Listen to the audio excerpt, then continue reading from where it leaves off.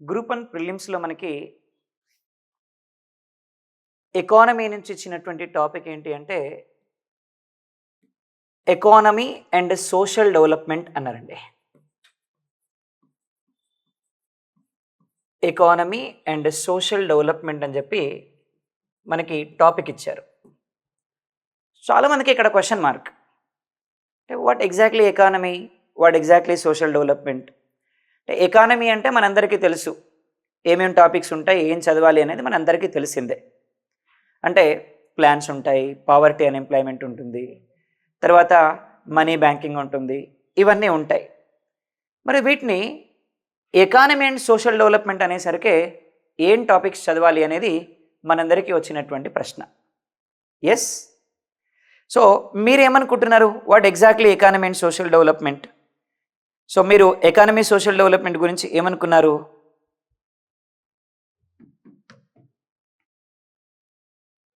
Right. So ఇక్కడ economy social development అనేది యాక్చువల్‌గా 3 పార్ట్స్.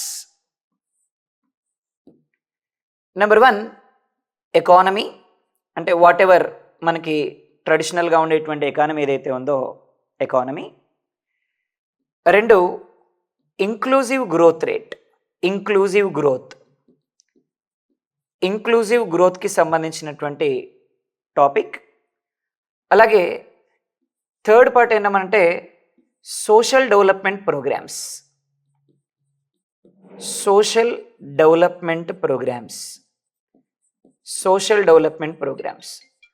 సో ఇవి మనకి ఓవరాల్గా దీంట్లో ఉండేటువంటి టాపిక్స్.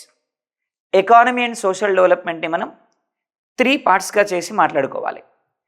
సో 3 పార్ట్స్గా అంటే ఎకానమీకి సంబంధించినటువంటి టాపిక్స్ మాట్లాడాలి, ఇంక్లూజివ్ గ్రోత్ రేట్కి సంబంధించినటువంటి టాపిక్స్ మాట్లాడాలి, అలాగే సోషల్ డెవలప్‌మెంట్ ప్రోగ్రామ్స్కి సంబంధించినటువంటి మనం మాట్లాడాలి. సో ఎకానమీలో మీ అందరికీ తెలుసు మనకి ఏమేం టాపిక్స్ ఉంటాయి అంటే, మోస్ట్లీ మనకి ప్రిలిమినరీ ఎగ్జామినేషన్స్లో అయితే స్టాండర్డ్గా ఉండేటువంటి క్వశ్చన్స్ కొన్ని, కరెంట్ రిలేటెడ్గా ఉండేటువంటి క్వశ్చన్స్ కొన్ని, వీటి మీద ఎక్కువగా ఫోకస్ చేయడానికి అవకాశం ఉంటుంది. సో ఫర్ ఎగ్జాంపుల్ ఇప్పుడు మనం నేషనల్ ఇన్కమ్ మాట్లాడుకున్నాం అనుకోండి. సో నేషనల్ ఇన్కమ్కి సంబంధించి మనకి స్టాటిక్గా ఉండేవేంటి, అదేవిధంగా కరెంట్ రిలేటెడ్గా ఉండేవేంటి మాట్లాడుకుంటే, సో ఇప్పుడు నేషనల్ ఇన్కమ్ని ఎవరు ఎస్టిమేట్ చేస్తారు? It's a standard question. ఏంటి? National income estimated by CSO, central statistical organisation. ఎప్పటి నుంచి ఎస్టిమేట్ చేస్తుంది? 1951 నుంచి ఎస్టిమేట్ చేస్తుంది. So it's a standard question. Then come to the current related question. ఇప్పుడు ఏమంటాడు క్వశ్చన్ ఎగ్జామినేషన్లో అంటే, నేషనల్ ఇన్కమ్ని క్యాలిక్యులేట్ చేయడంలో భాగంగా మనకి డిఫరెంట్ కాంపోనెంట్స్ని తీసుకుంటాం. ఏం తీసుకుంటాం? GDP, GNP, NDP, NNP, personal income, disposable income, per capita income, ఇలా డిఫరెంట్ తీసుకుంటాం. మనం డిఫరెంట్ కాంపోనెంట్స్ని తీసుకుంటాం. సో రేపు ఎగ్జామినేషన్లో క్వశ్చన్ ఏమంటాడంటే, కరెంట్ రిలేటెడ్గా ఉండేటువంటి క్వశ్చన్ ఏంటంటే, సో ప్రజెంట్ ఇండియాలో పబ్లిక్ ప్రైవేట్ పార్ట్నర్షిప్లో జీడిపి ఎంత అంటాడండి. So what is the GDP of India as per public private partnership అంటాడు. $13.1 ట్రిలియన్ ఆఫ్ ఎకానమీ ఈరోజు మనకి GDP. So $13.1 trillion of economy, $13.1 trillion of జీడిపిని మనం ఈరోజు ప్రొడ్యూస్ చేయగలుగుతున్నాం. ఈరోజు మనం వరల్డ్లో 3rd ప్లేస్లో ఉన్నాం పబ్లిక్ ప్రైవేట్ పార్ట్నర్షిప్ జీడిపిని బేస్ చేసుకొని. సో ఇది నీకు తెలియాలి అంటే ఫస్ట్ నీకు ఏం తెలియాలి? జీడిపి అంటే ఏంటో తెలియాలి. సో జీడిపిని మనం నామినల్ ప్రైసెస్లో ఏ విధంగా క్యాలిక్యులేట్ చేస్తామో తెలియాలి. జీడిపిని మనం రియల్ ప్రైసెస్లో ఏ విధంగా క్యాలిక్యులేట్ చేస్తామో తెలియాలి. సో జీడిపికి సంబంధించి ప్రజెంట్ ఎస్టిమేషన్స్ ఏమున్నాయో తెలియాలి. సో జీడిపికి సంబంధించి ఎస్టిమేషన్స్ వేయడానికి బేస్ ఇయర్ ఏంటో తెలియాలి. సో జీడిపికి సంబంధించి సో ఇప్పుడు ఏ ఏ కంట్రీస్ని మనం కంపేర్ చేయగలుగుతున్నామో తెలియాలి. సో అంటే ఈరోజు మనం 3rd ప్లేస్లో ఉన్నాము అంటే ఫస్ట్ ప్లేస్లో ఎవరున్నారు, సెకండ్ ప్లేస్లో ఎవరున్నారు, మనం 3rd ప్లేస్ కాబట్టి మన తర్వాత ప్లేస్లో ఎవరున్నారు, ఈ విషయాలన్నింటినీ కూడా మనం దీంట్లో కవర్ చేయాలి. సో ఇలాంటి క్వశ్చన్స్ మనకి దీంట్లో కవర్ చేయగలగాలి. అంటే నేషనల్ ఇన్కమ్ని బేస్ చేసుకొని క్వశ్చన్ అడిగినప్పుడు వాళ్ళు 2 టైప్ ఆఫ్ క్వశ్చన్స్ అడగడానికి అవకాశం ఉంటుంది మనకి. ఎలా ఉంటాయి? కొన్ని క్వశ్చన్స్ ఏమో కరెంట్ రిలేటెడ్గా ఉండడానికి అవకాశం ఉంది. సో కొన్ని క్వశ్చన్స్ ఏమో స్టాండర్డ్గా ఉండడానికి అవకాశం ఉంది. సో ఇది మనకి ఇలాంటి క్వశ్చన్స్ మనకి స్టాండర్డ్ అండ్ కరెంట్ని బేస్ చేసుకొని అడిగేటువంటి క్వశ్చన్స్. సో బేసిక్గా ఏంటి, ప్రిలిమ్లోకి వచ్చేటప్పటికి, ప్రిలిమినరీలోకి వచ్చేటప్పటికి మనకి ఎకానమీలో నుంచి వచ్చేటువంటి క్వశ్చన్స్లో మ్యాక్సిమం కరెంట్ రిలేటెడ్గా ఉండే క్వశ్చన్స్ని స్టాండర్డ్గా ఉండే క్వశ్చన్స్ తోటి లింక్ చేసి అడుగుతాడు. సో అలా అడగడమే ఈరోజు మనకి దీంట్లో ఉండేటువంటి మేజర్ స్కోప్. సో ఇది మనకి నేషనల్ ఇన్కమ్ని బేస్ చేసుకొని మాట్లాడుకున్నప్పుడు సింపుల్గా. లేదు ఇంకా మనకి స్టాండర్డ్గా అడగాలనుకుంటే, ఫర్ ఎగ్జాంపుల్ క్వశ్చన్ ఏమంటాడంటే, ఏదైనా ఒక సబ్సెక్టార్ ఇస్తాడండి.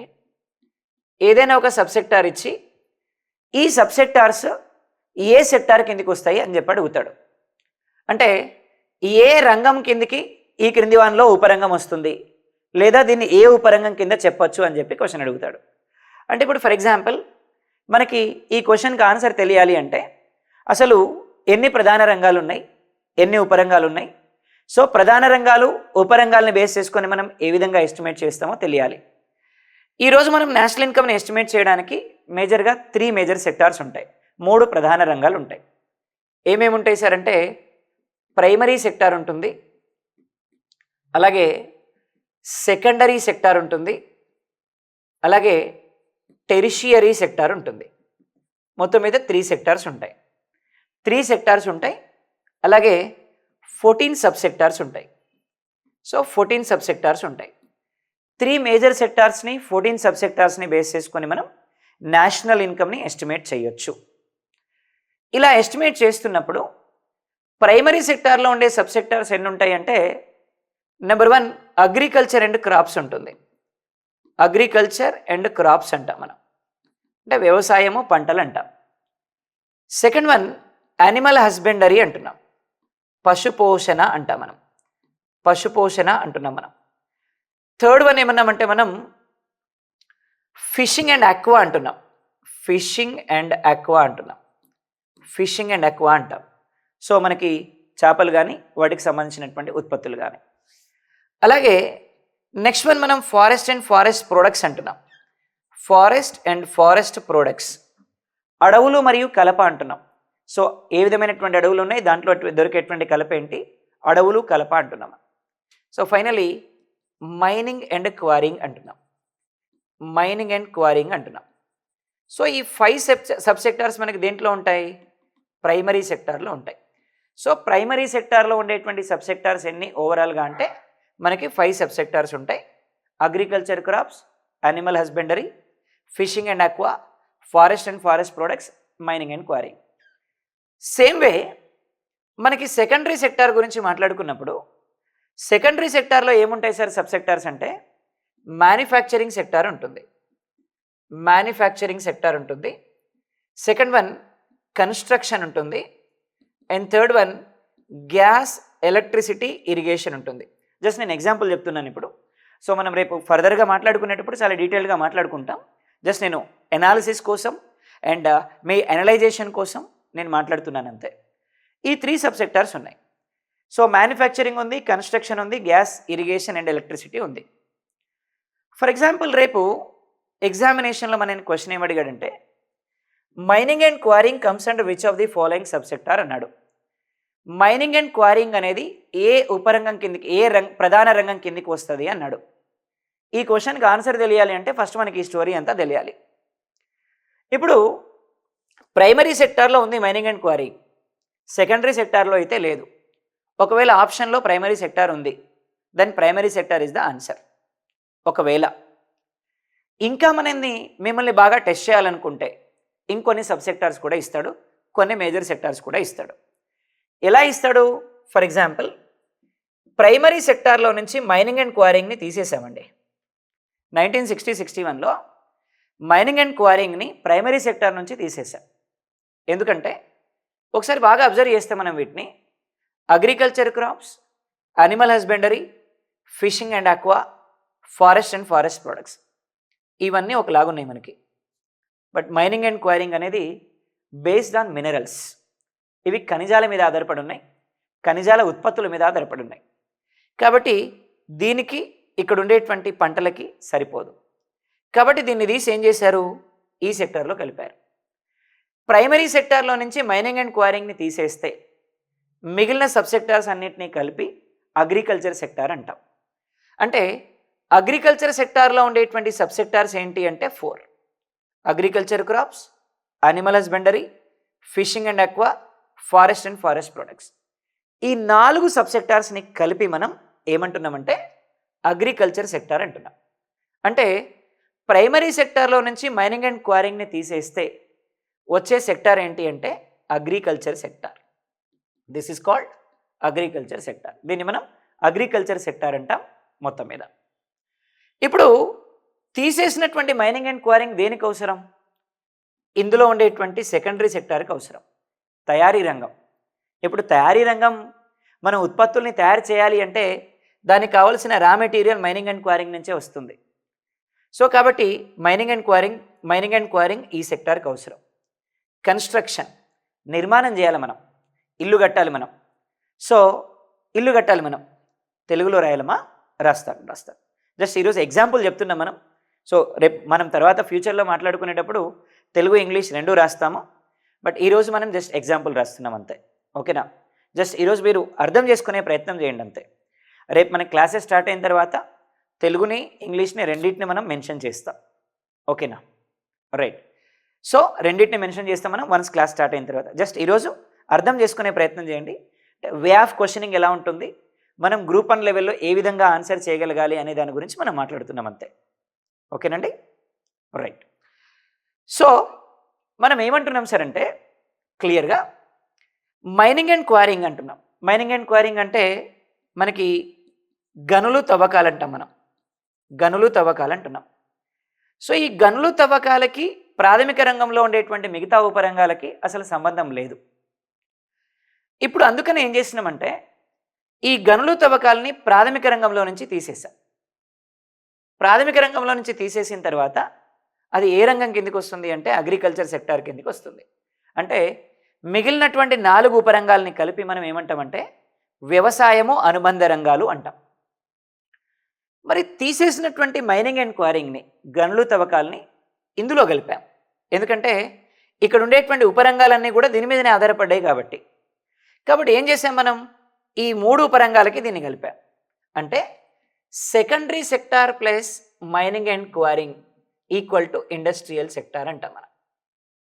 సో ఇప్పుడు మనం ఏమంటున్నాం సార్ అంటే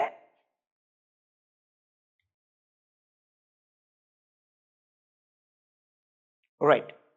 సో ఇప్పుడు మనం ఏమంటున్నాం సార్ అంటే ఇక్కడ ప్రాథమిక రంగంలో నుంచి మైనింగ్ అండ్ క్వారింగ్ని తీసేసాం.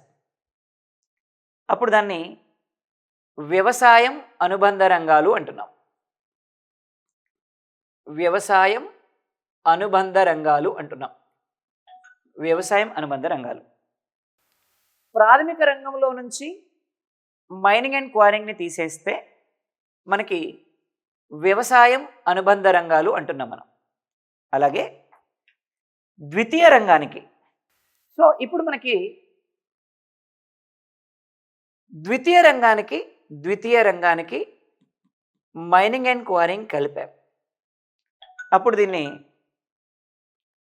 దీన్ని ఏమన్నాం సార్ అంటే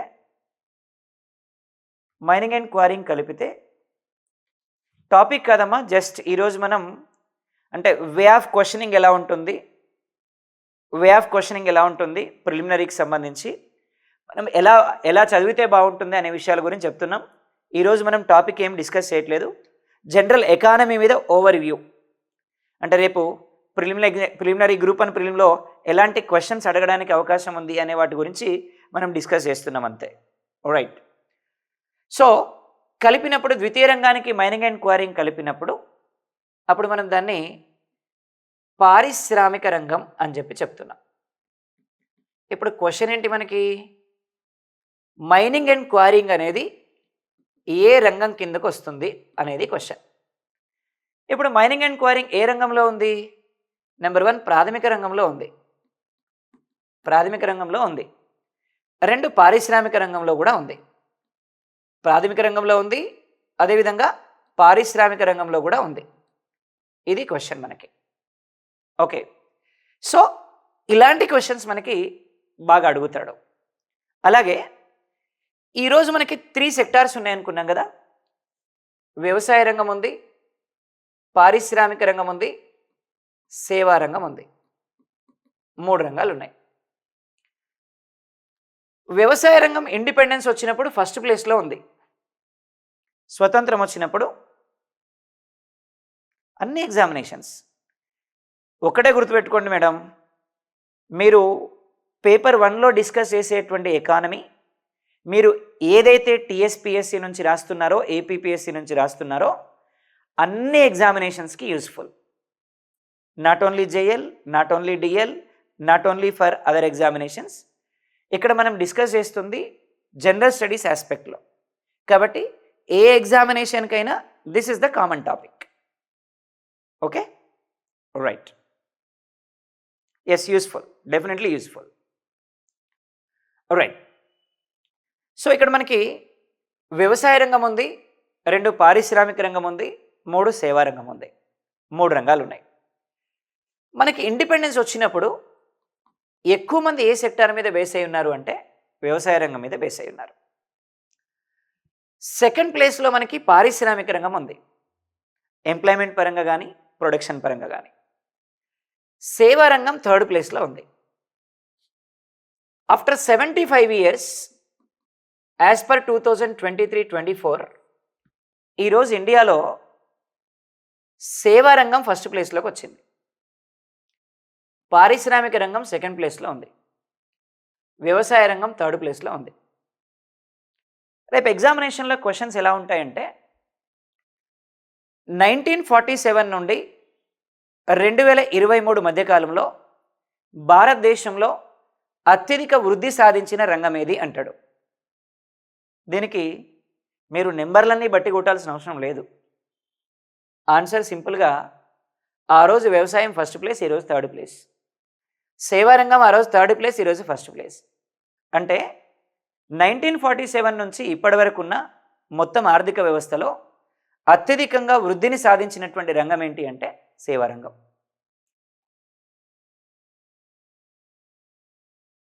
definitely. So definitely I will tell in English, it's not a problem.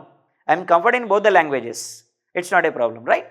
Okay, so ఈరోజు ఏంటంటే జస్ట్ ఇంట్రడక్షన్ కాబట్టి మనం క్యాజువల్గా చెప్తున్నాం అంతే. Once we are started classes definitely we will go through the both the languages, English and Telugu. It's not a problem. Okay, right. So this is what the question. ఏమంటారు question?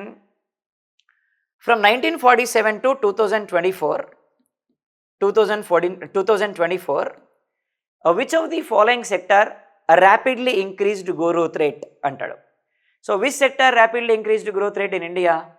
So service sector is rapidly increased because in 1947 1947లో సేవా రంగం అనేది third ప్లేస్లో ఉంది. ఈరోజు ఆ సేవా రంగం ఫస్ట్ ప్లేస్లోకి వచ్చింది. కాబట్టి ఇక్కడ నుంచి ఇక్కడికి వచ్చేసరికి ఫస్ట్ ప్లేస్కి వచ్చింది కాబట్టి ర్యాపిడ్ గ్రోత్ రేట్ని సాధించింది. ఇదే ఏరియా నుంచి ఇంకో క్వశ్చన్ అడుగుతాడు. ఏమంటాడు సార్ అంటే from 1947 to 2024 which of the following sector rapidly decreased in India అంటాడు. 1947 నుంచి 2024 మధ్యకాలంలో ఏ రంగం భారతదేశంలో గణనీయమైనటువంటి అల్ప వృద్ధి రేటుని నమోదు చేసుకుంది అంటాడు, లేదా అత్యధిక అల్ప వృద్ధి రేటు నమోదు చేసుకుంది అంటాడు. ఏంటది? వ్యవసాయ రంగం. అలాగే పారిశ్రామిక రంగం ఉంది. పారిశ్రామిక రంగం అప్పటి నుంచి ఇప్పటి వరకు సెకండ్ ప్లేసే. రేపు ఎగ్జామ్లో క్వశ్చన్ ఏ విధంగా ఉండొచ్చు? భారతదేశంలో స్వతంత్రం నుండి ఇప్పటి వరకు వృద్ధి రేటులో మార్పు రాని రంగం ఏది అంటాడు, పారిశ్రామిక రంగం. ఇక్కడ ఇదే క్వశ్చన్ని నేను ఇంకో యాంగిల్లో చెప్తాను చూడండి. 2019 to 2023 మధ్యకాలంలో భారతదేశంలో అత్యధిక వృద్ధి రేటు సాధించిన రంగం ఏది అనేది question. Which of the following sector increased highest growth rate from 2019 to 23 is the question. Then what is the answer from yourself? మీరు ఏం గెస్ చేస్తున్నారు answer? What is the answer for that? 2019 నుంచి 2023 మధ్యకాలంలో భారతదేశంలో ఏ రంగం అత్యధికంగా వృద్ధి రేటుని నమోదు చేసుకుంది? So most of the people service sector అంటున్నారు, సేవా రంగం అంటున్నారు. కానీ దట్ ఈజ్ రాంగ్. ఎందుకు సార్ అంటే 2019 నుంచి 2023 మధ్య కాలంలో ఆల్మోస్ట్ 2 ఇయర్స్ పైన మనకి కోవిడ్ వచ్చింది. Entire economic system shut down అయింది. అంటే ఆర్థిక వ్యవస్థ మొత్తం కూడా చిన్నాభిన్నం అయిపోయింది. పారిశ్రామిక రంగం పెద్దగా లేదు, సేవా రంగం కూడా పెద్దగా లేదు. కానీ గ్రోత్ రేట్ సాధించినటువంటి రంగం ఏది అంటే అగ్రికల్చర్ రంగం. కాబట్టి agriculture sector is the answer. 2 years పైన కోవిడ్ ఉంది కదండి. 2 ఇయర్స్ పైన కోవిడ్ ఉంది కాబట్టి ఆ కోవిడ్లో ఈ 2 సెక్టార్స్ పైన బాగా ఇంపాక్ట్ పడింది. నేను అందుకే ఏమన్నాను, 2023 వరకే అన్నాను. దెన్ 2023 తర్వాత మళ్ళీ సేవారంగం పికప్ అయింది. కానీ ఆ లోపల మాత్రం మనకి ఏ సెక్టార్ వచ్చింది? అగ్రికల్చర్ సెక్టార్ వచ్చింది. ఏ సార్నో ఇది అంటే నేను ఏమంటున్నానంటే, మీరు ఎగ్జామినేషన్లో గ్రూప్ 1 లెవెల్లో అడిగేటువంటి క్వశ్చన్స్ని ఎనలైజ్ చేయగలగాలి. అంటే ఇక్కడ మీకు సబ్జెక్ట్ ఎంత వస్తుంది అనేది ఎగ్జామినర్కి అవసరం లేదు. మీరు ఇప్పుడుండేటువంటి సిచ్యువేషన్స్ని ఎంతవరకు ఎనలైజ్ చేయగలుగుతున్నారు అనేదే ఎగ్జామినర్ మీ నుంచి టెస్ట్ చేసేది. ఎకానమీ అనగానే మీరంతా నెంబర్స్ ఉంటాయి, వాల్యూస్ ఉంటాయి, గుర్తుపెట్టుకోవడం కష్టం, ఇలా ఎక్స్పెక్ట్ చేస్తారు. కానీ నెంబర్ ఓరియంటెడ్ క్వశ్చన్స్ ఒకవేళ రేపు 20 క్వశ్చన్స్ వస్తే 1 or 2 క్వశ్చన్స్, మ్యాక్సిమం 3 క్వశ్చన్స్ అంతే number oriented questions. Remaining all of the questions are based on analysis only. మీ ఎనలిటికల్ కెపాసిటీ ఏంటి అనేదే ఎగ్జామినర్కి కావాలి తప్ప మీకు ఎకానమీ సబ్జెక్ట్ ఎంత వచ్చు, మీరు ఎన్ని సంవత్సరాలని బట్టి కొట్టారు, మీకు ఎన్ని పాయింట్స్ గుర్తున్నాయి అక్కర్లేదండి. ఎనాలిసిస్ అనేది చాలా ముఖ్యం. ఎనాలిసిస్ ఓరియంటెడ్లోనే మనకి క్వశ్చన్స్ చాలా ఉంటాయి రేపు ఎగ్జామినేషన్లో. ఎవ్రీథింగ్ ఈజ్ ఎకానమీ అంటేనే నువ్వు అర్థం చేసుకోవడం. సో ఎకానమీని నువ్వు ఎంత అర్థం చేసుకోగలిగితే, నువ్వు ఎంత ఎనలైజ్ చేయగలిగితే ఎగ్జామినేషన్లో అన్ని క్వశ్చన్స్కి ఆన్సర్ చేయగలుగుతాం. So that is what the major fact in economy. So economy బట్టి కొడితే వచ్చేది కాదు, మీరు కూర్చొని సో బుక్కులు చదివితే వచ్చేది కాదు. ఎకానమీ కాన్సెప్ట్ తక్కువ, క్వశ్చనింగ్ ఎక్కువ. అంటే కాన్సెప్ట్ చాలా చిన్నగా ఉంటుంది, కానీ దాని మీద ఎన్నో క్వశ్చన్స్ ఇవ్వచ్చు. ఇప్పుడు మనం సింపుల్గా ఈ చిన్న విషయం మీద ఒక 10 క్వశ్చన్లు ఫ్రేమ్ చేయొచ్చు, రేపు 10 క్వశ్చన్స్ ఫ్రేమ్ చేయొచ్చు ఈ చిన్న టాపిక్ మీద. కాబట్టి ఎకానమీ అనేది కంప్లీట్లీ బేస్డ్ ఆన్ ఎనాలిసిస్. ఎవరికైతే ఎనాలిసిస్ సామర్థ్యం ఎక్కువగా ఉంటుందో ఎకానమీలో క్వశ్చన్స్ ఎక్కువగా చేయగలుగుతారు. So that is what the fact in economy. Right. So come to this one. So ఇక్కడ ఇలాంటి క్వశ్చన్స్ మనకి నేషనల్ ఇన్కంలో అడగడానికి అవకాశం ఉంది. నెక్స్ట్ చాప్టర్ అంటే నేను ఒక్కొక్క చాప్టర్ నుంచి కొన్ని ఎగ్జాంపుల్ చెప్తాను అంతే. నెక్స్ట్ పావర్టీ అండ్ అన్ఎంప్లాయ్మెంట్ అనేటువంటి చాప్టర్ ఉందండి. పావర్టీ అండ్ అన్ఎంప్లాయ్మెంట్ అనే చాప్టర్ ఉందండి. పేదరికం, నిరుద్యోగం అంటున్నాం. పేదరికం, నిరుద్యోగంని బేస్ చేసుకొని క్వశ్చన్స్ ఎలా ఉంటాయి సార్ అంటే, ఇప్పుడు నెగటివ్ ఉండదు, there is no negative. Right. Poverty and unemployment ఉందండి. క్వశ్చన్స్ ఎలా ఉంటాయి? సో మ్యాక్సిమం ఇక్కడ ఉండేటువంటి కమిటీస్ మీదనే క్వశ్చన్స్ ఉంటాయి. అంటే ఇండియాలో పావర్టీని ఎస్టిమేట్ చేయడానికి చాలా కమిటీస్ వేశారు. కమిటీస్ మీద చాలా క్వశ్చన్స్ ఉంటాయి. ఇవి మీరు ఎలా గుర్తుపెట్టుకోగలగాలి అంటే, గుర్తుపెట్టుకోవడానికి టెక్నిక్స్ ఏమైనా ఉన్నాయా? టెక్నిక్స్ కంటే కూడా మనం ఏమంటున్నామంటే, ఆ మెథడ్ కనుక మీకు తెలిస్తే ఇంకా ఈజీ గుర్తుపెట్టుకోవచ్చు అనేది నా అభిప్రాయం. ఫర్ ఎగ్జాంపుల్, నేను మీకు ఒక చిన్న విషయం చెప్తాను. ఇండియాలో పావర్టీని అఫీషియల్గా ఎస్టిమేట్ చేసినటువంటి ఫస్ట్ పర్సన్ దండేకరణ్ రథ్. ఇక్కడ నేను ఏమన్నానంటే, ఇండియాలో పావర్టీని అఫీషియల్గా క్యాలిక్యులేట్ చేసినటువంటి ఫస్ట్ పర్సన్ దండేకరణ్ రథ్ అన్నాను. భారతదేశంలో అధికారికంగా పేదరికాన్ని అంచనా వేసిన మొదటివారు దండేకరన్ రథ్. రైట్, నేను భారతదేశంలో పేదరికాన్ని అంచనా వేసిన మొదటి వారం లేదండి, అధికారికంగా అన్నాను. బికాస్ ఇండియాలో పేదరికాన్ని అంచనా వేసినటువంటి మొదటి వారు దాదాబాయి నౌరోజీ. భారతదేశంలో మొట్టమొదటిసారిగా పావర్టీని ఎస్టిమేట్ చేసింది Dadabhai Naoroji. But I said officially poverty in India estimated by, అధికారికంగా భారతదేశంలో పేదరికాన్ని అంచనా వేసిన వారు అన్నాను. ఎవరేశారు? దండేకరన్ రథ్. దండేకరన్ రథ్ ఇండియాలో అఫీషియల్గా పావర్టీని ఎస్టిమేట్ చేసినటువంటి ఫస్ట్ పర్సన్. తర్వాత మినహాస్ ఎస్టిమేట్ చేశారు. తర్వాత ఇండియాలో పావర్టీని పిడి ఓజా ఎస్టిమేట్ చేశారు.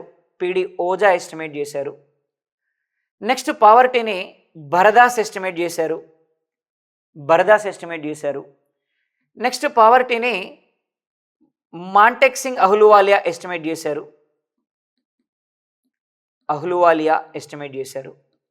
So these are the people who estimated poverty ఒక సర్టెన్ పీరియడ్ వరకు అంటే ఒక సమ్ ఎక్స్టెంట్ వరకు మనకి ఎస్టిమేట్ చేశారు. దండేకరన్ రథ్ పావర్టీని ఏ మెథడ్లో ఎస్టిమేట్ చేశారంటే ఎంపీసీఈ మెథడ్లో ఎస్టిమేట్ చేశారు. మినహాస్ పావర్టీని ఏ మెథడ్లో ఎస్టిమేట్ చేశారంటే యాన్యువల్ కన్జంప్షన్ మెథడ్లో ఎస్టిమేట్ చేశారు. అంటే వార్షిక మదింపు పద్ధతిలో లెక్కించారు. సంవత్సరానికి నువ్వు ఎంత సంపాదిస్తావు, ఎంత ఖర్చు పెడతావు, దాన్ని బేస్ చేసుకొని లెక్కించారు. ఎంపీసీఈ మెథడ్ అంటే నువ్వు నెలకి ఎంత సంపాదిస్తావు, ఎంత ఖర్చు పెడతావు, monthly per capita consumption and expenditure. నువ్వు నెలకి ఎంత సంపాదిస్తున్నావు, ఎంత ఖర్చు పెడుతున్నావు, దాన్ని బేస్ చేసుకొని పేదరికాన్ని అంచనా వేయచ్చు అని చెప్పారు దండేకరన్ రథ్. ఈయన ఏమన్నారంటే యాన్యువల్ కన్జంప్షన్ మెథడ్, నువ్వు సంవత్సరానికి ఎంత సంపాదిస్తున్నావు, ఎంత ఖర్చు పెడుతున్నావు, దాన్ని బేస్ చేసుకొని ఎస్టిమేట్ చేయొచ్చు అన్నారు ఈయన. అలాగే పిడి ఓజా. సో పిడి ఓజా ఎంపీసీఈ మెథడ్లో పావర్టీని ఎస్టిమేట్ చేశారు. భరదాస్ పర్ క్యాపిటా కన్జంప్షన్ మెథడ్లో పావర్టీని ఎస్టిమేట్ చేశారు. సో తలసరి వ్యయాన్ని బేస్ చేసుకొని ఒక్కొక్కరు ఎంత ఖర్చు పెడుతున్నారు అనే దాన్ని బేస్ చేసుకొని పావర్టీని ఎస్టిమేట్ చేశారు. సో ఈయన ఎంపీసీఈ మెథడ్లో పావర్టీని ఎస్టిమేట్ చేశారు. రైట్. సో ఈయన బేస్ ఇయర్గా 1960-61 తీసుకున్నారు. బేస్ ఇయర్గా 1960-61 తీసుకున్నారు. బేస్ ఇయర్గా 1960-61 తీసుకున్నారు. బేస్ ఇయర్గా 1960-61 తీసుకున్నారు. బేస్ ఇయర్గా 1960-61 తీసుకున్నారు. సో ఈయన 1967లో రిపోర్ట్ ఇచ్చారు. 1967లో రిపోర్ట్ ఇచ్చారు. 1967లో రిపోర్ట్ ఇచ్చారు. 1967లో రిపోర్ట్ ఇచ్చారు. 1967లో రిపోర్ట్ ఇచ్చారు. Try to understand my point. ఇక్కడ మీరు ఇండివిజువల్గా చదువుకుంటే ఇది ఒక 10 పేజీలు చెప్పొచ్చు మనం. కానీ నేనేమంటున్నా, ఫస్ట్ పేర్లేంటి, ఎవరు క్యాలిక్యులేట్ చేశారు, వాళ్ళు ఏ మెథడ్లో బేసిక్గా ఎస్టిమేట్ చేశారు, తర్వాత వాళ్ళు ఎస్టిమేట్ చేసినటువంటి బేస్ ఇయర్ ఏంటి, వాళ్ళు ఏ ఇయర్లో రిపోర్ట్ ఇచ్చారు. So this is what the basic structure. మీరు ఫస్ట్ ఒక ఫౌండేషన్ వేయాలి. ఆ ఫౌండేషన్ నుంచి మెల్లగా స్ట్రక్చర్ని ఫామ్ చేసుకుంటూ వెళ్ళాలి. అంతేగాని సో నువ్వు ఇల్లు కట్టేటప్పుడే మొత్తం నేర్చుకుంటా అంటే కుదరదు. ఇక్కడ ఫస్ట్ ఫౌండేషన్ వేసాం మనం ఇలా. ఇప్పుడు ఎవరెవరు ఎంత పావర్టీ ఉందన్నారు, ఎవరెవరు ఎంత పేదరికం ఉందన్నారు ఒకసారి చూద్దాం. సో ఇతను 44% పావర్టీ ఉందన్నారు. దండేకరన్ రథ్ 44% పేదరికం ఉందన్నారు. మినహాస్ 37.1% పేదరికం ఉందన్నారు. ఓజా ఇక్కడ ఈయన 41% అన్నారు. దండేకరన్ రథ్ ఈయన 44% అన్నారు. భరదాస్ 54% అన్నారు. ఈయన 56.4% అన్నారు. నెంబర్లలో పెద్ద వేరియేషన్ ఉండదు. చూడండి, 41%, 37.1%, 44%, 54%, 56.4%. సో ఇవి poverty estimations by these people. 1960-61 base year, 1967లో రిపోర్ట్. 67లో రిపోర్ట్ ఇచ్చారు అంటే అప్పుడు ప్రైమ్ మినిస్టర్ ఎవరు ఉన్నారో మనకు తెలియాలి. 66 నుంచి ఇందిరాగాంధీ ఉన్నారు. అంటే ఈ కమిటీస్ అన్ని ఇందిరాగాంధీ తీసుకొచ్చారు. ఈ కమిటీస్ అన్ని ఇందిరాగాంధీ తీసుకొచ్చారు అంటే కారణం ఏంటి అంటే 1966లో ఇందిరాగాంధీ ప్రైమ్ మినిస్టర్ అయ్యేటప్పటికి మన ఫైనాన్షియల్ కండిషన్ చాలా డిప్రెషన్లో ఉంది. మన ఆర్థిక వ్యవస్థ చాలా చిన్నాభిన్నంగా ఉంది. ఎందుకు ఆర్థిక వ్యవస్థ చిన్నాభిన్నంగా ఉంది అంటే మూడో ప్రణాళిక అత్యంత ఘోరంగా విఫలమైంది. మూడో ప్రణాళిక కాలంలో 5.6 అనుకుంటే 2.8% మాత్రమే వృద్ధి రేట్ని నమోదు చేసుకున్నాం మనం. 5.6% వృద్ధి రేటు సాధించాలనుకుంటే కేవలం 2.8% వృద్ధి రేటు మాత్రమే సాధించగలిగినాం. దానికి తోడు జవహర్లాల్ నెహ్రూ 1964లో చనిపోయారు. 1966లో లాల్ బహదూర్ శాస్త్రి గారు చనిపోయారు. 1962లో చైనాతో యుద్ధం చేశాం. 1965లో పాకిస్తాన్తో యుద్ధం చేశాం. దీనికి తోడు ప్రకృతి మనకి సహకరించలేదు. ఈ అన్నిటి వల్ల మూడో ప్రణాళిక కుప్పగొలిపోయింది. మూడో ప్రణాళిక చిన్న భిన్నమైపోయింది. భారతదేశ ఆర్థిక వ్యవస్థ అంతా కుప్పగొలిపోయింది. కనీసం ఒక్క సంవత్సరానికి కూడా పెట్టుబడి పెట్టలేనటువంటి పరిస్థితిలో భారతదేశం ఉంది. అట్లాంటి పరిస్థితిలో ఇందిరాగాంధీ ప్రధానమంత్రి అయింది. ఏం చేయలేనటువంటి పరిస్థితి. అట్లాంటి పరిస్థితిలో ఇందిరాగాంధీ ఫస్ట్ భారతదేశంలో పేదరికాన్ని నిర్మూలించాలి, దేశంలో ఉండేటువంటి ప్రజలకి కడుపు నిండా అన్నం పెడితే తర్వాత మనం ఏమన్నా చేయొచ్చు అనేటువంటి ఉద్దేశంతో ఆమె ఏం చేసింది అంటే, అసలు పేదరికం ఎంతుందో లెక్కేయడానికి ఎన్ని కమిటీలు వేసింది. వీళ్ళు తలా ఒక రిపోర్ట్ ఇచ్చారు. ఇచ్చిన తర్వాత ఫైనల్గా ఆమెకు ఒక విషయం మాత్రం అర్థమైంది. ఏమని? అత్యధికంగా భారతదేశంలో పేదరికం నమోదైంది. ఈ పేదరికం మీద మనం ఫైట్ చేయాలి. ఈ పేదరికాన్ని భారతదేశంలో తరమగలిగితే, ఈ పేదరికాన్ని భారతదేశంలో నిర్మూలించగలిగితే భారతదేశంలో అభివృద్ధి సాధ్యమైంది అని చెప్పి 1971లో గరీబీ హటావో అనేటువంటి నినాదం ఇచ్చింది. గరీబీ హటావ్ ఎన్నోసార్లు ఎగ్జామినేషన్లో క్వశ్చన్ అడిగిన ఈ క్వశ్చన్ గరీబీ హటావ్. సో గరీబీ హటావ్ ఏ ప్రణాళికా కాలంలో ప్రవేశపెట్టారు అన్నారు ఎగ్జామినేషన్లో. గరీబీ హటావ్ ఎవరి నినాదం అన్నారు భారతదేశంలో. ఇందిరాగాంధీ గరీబీ హటావో ప్రకటించడానికి గల కారణం ఏంటి అంటాడు రేపు గ్రూప్ 1 ఎగ్జామినేషన్లో. ఎందుకంటే వాళ్ళకి ఇదంతా అవసరం లేదు. ఎగ్జామినేషన్లో గ్రూప్ 1లో ఎలా ఉంటుంది క్వశ్చన్ అంటే, మీ ఇప్పటి వరకు గ్రూప్ 2లో కానీ మిగతా ఎగ్జామినేషన్లో క్వశ్చన్ ఏంటి? గరీబీ హటావో ఏ సంవత్సరంలో వచ్చింది, గరీబీ హటావోని ఎవరు తీసుకొచ్చారు, గరీబీ హటావో ఏ ప్రణాళికా కాలంలో వచ్చింది, ఇవి క్వశ్చన్స్. కానీ రేపు గ్రూప్ 1లో ఏమంటాడు? ప్రధానమంత్రి ఇందిరాగాంధీ గరీబీ హటావో నినాదాన్ని ప్రకటించడానికి గల కారణం ఏంటి అని చెప్పి రేపు క్వశ్చన్ అడుగుతా ఎగ్జామ్లో. అది రేపు ఎగ్జామినేషన్లో క్వశ్చన్. లేదు, గరీబీ హటావో నినాదం 1971లో ప్రధానమంత్రి ఇందిరాగాంధీ ప్రకటించడానికి గల కారణాలలో సరికానిదేది అంటాడు. అది క్వశ్చన్. అంటే నీకు ఇక్కడ కాన్సెప్ట్ అంతా తెలిస్తేనే ఎగ్జామినేషన్లో నువ్వు ఆన్సర్ పెట్టగలుగుతావు. అది ప్రిలిమ్స్ కానీ అది ఏదైనా కానీ. అంటే 1971 అంటే ఏ ప్రణాళిక అంటే 1969 నుంచి 1974 వరకు మనకి 4th ప్లాన్ అండి. 1969 నుంచి 1974 వరకు మనకి 4వ ప్రణాళిక కాలం. కాబట్టి ఇందిరాగాంధీ 1971లో అనౌన్స్ చేసింది అంటే ఏ ప్రణాళిక కాలంలో అనౌన్స్ చేసింది? 4వ ప్రణాళిక కాలంలో అనౌన్స్ చేసింది. ఏ కార్యక్రమాన్ని? గరీబీ హటావో. గరీబీ హటావో ఎవరి నినాదం? ఇందిరాగాంధీ నినాదం. అనౌన్స్ చేయడానికి కారణం ఏంటి? 3వ ప్రణాళిక విఫలం కావడం, భారతదేశం యొక్క ఆర్థిక పరిస్థితి చిన్నాభిన్నం కావడం, భారతదేశంలో పేదరిక నిర్మూలన ఎక్కువగా ఉండడం, భారతదేశంలో ప్రజలకి సరైనటువంటి ఆహార ధాన్యాలు కూడా లేకపోవడం, ఆహార ధాన్యాల కొరత ఏర్పడ్డం. మరి ఇందులో భాగంగానే 1966లో హై ఈల్డ్ వెరైటీ అగ్రికల్చర్ అనే ఒక వ్యవసాయ పద్ధతిని భారతదేశంలో ప్రవేశపెట్టారు Indira Gandhi. High yield variety agriculture అన్న ఇందులో భాగంగానే గ్రీన్ రెవల్యూషన్ వచ్చింది మనకి. సో గ్రీన్ రెవల్యూషన్ మనకి 1966లో తీసుకురావడం జరిగింది. ఇందిరాగాంధీ వచ్చిన తర్వాత ఇమ్మీడియట్గా ఆమె కాలంలో వచ్చింది మనకి. రైట్, ఇలా మనకి ఏమంటున్నాం సార్ అంటే, క్వశ్చన్స్ అనేవి మీరు ఎనాలిసిస్ చేయగలిగితే చాలా ఈజీ. క్వశ్చన్స్ని మనం ఎనాలిసిస్ చేయాలి అంటే బేసిక్గా మనకి బ్యాక్గ్రౌండ్లో ఉండేటువంటి కాన్సెప్ట్ అంతా తెలియాలి. అప్పుడు మనం ఏం చేయగలుగుతామంటే క్వశ్చన్కి ఈజీగా ఆన్సర్ చేయగలుగుతాం. సో ఇది మనకి వే ఆఫ్ క్వశ్చనింగ్.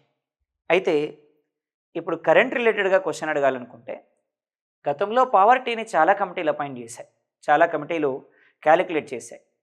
ఈరోజు మనకి నీతి ఆయోగ్ వచ్చిన తర్వాత నీతి Aayog multi dimensional poverty index అని చెప్పి ఒక కొత్త సూచికని ప్రవేశపెట్టింది. దీన్ని యుఎన్డిపి కానీ, అదేవిధంగా ఆక్స్ఫర్డ్ యూనివర్సిటీ కానీ, వీళ్ళ యొక్క సహకారంతో భారతదేశంలో మన మల్టీ డైమెన్షనల్ పావర్టీ ఇండెక్స్, బహుముఖ పేదరిక సూచి అంటారు. సో బహుముఖ పేదరిక సూచి అంటారు. రేపు ఎగ్జామినేషన్లో క్వశ్చన్ ఏమంటాడు సింపుల్గా అంటే, నీతి Aayog multi dimensional poverty index ప్రకారం భారతదేశంలో పేదరికం ఎంత అంటాడు. సింపుల్గా 25.01%. సో 25.01%. సో ఈరోజు గ్రామీణ ప్రాంతాల్లో పేదరికం ఎంత ఉంది అంటాడు. 32.7% ఉంది. పట్టణ ప్రాంతాల్లో పేదరికం ఎంత ఉంది అంటాడు. 8.8% ఉంది. రేపు ఎగ్జామినేషన్లో దీన్నే నెంబర్స్ అడగకుండా ఏమంటాడంటే, నీతి Aayog multi dimensional poverty index ప్రకారం, బహుముఖ పేదరిక సూచి ప్రకారం భారతదేశంలో అత్యధిక పేదరికం ఎక్కడ నమోదైంది?